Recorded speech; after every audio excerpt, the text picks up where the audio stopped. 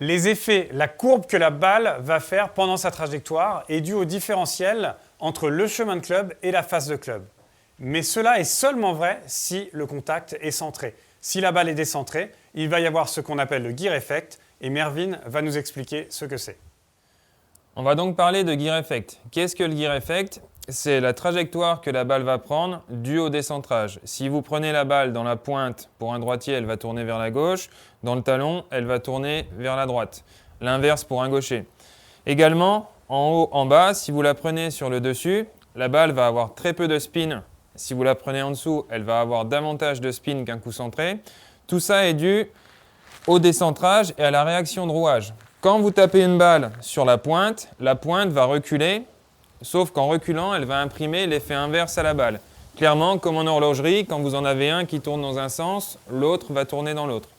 Et c'est exactement pareil pour le côté vertical, en haut, en bas, c'est exactement ce qui se passe, mais en verticalité. Maintenant, les fabricants ont été assez sympas, ils ont créé ce qui s'appelle le bulge et le roll.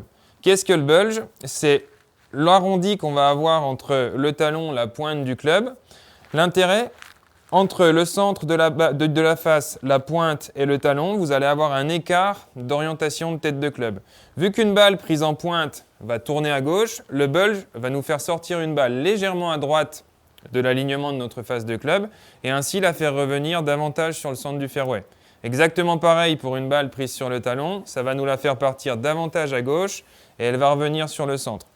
Pour le roll, c'est ce qui se passe en verticalité, donc la courbure qu'on a en verticalité. Une balle prise sur le dessus, elle aura moins de spin à cause du gear effect, sauf que les fabricants ont créé le roll qui nous donne plus d'angle de décollage en prenant la balle sur le dessus, donc elle aura moins de spin, mais elle va décoller plus vite. A l'inverse, si on la prend en bas, vu qu'elle aura davantage de spin, grâce à cette courbure, elle partira plus vers le bas et remontera pour avoir une trajectoire plutôt correcte. Voilà, grâce à Mervyn, on en sait plus sur le gear effect et sur ces trajectoires parfois aléatoires que l'on peut constater sur le parcours. Donc c'est vraiment important d'apprendre à bien centrer la balle si on veut maîtriser, contrôler ces trajectoires.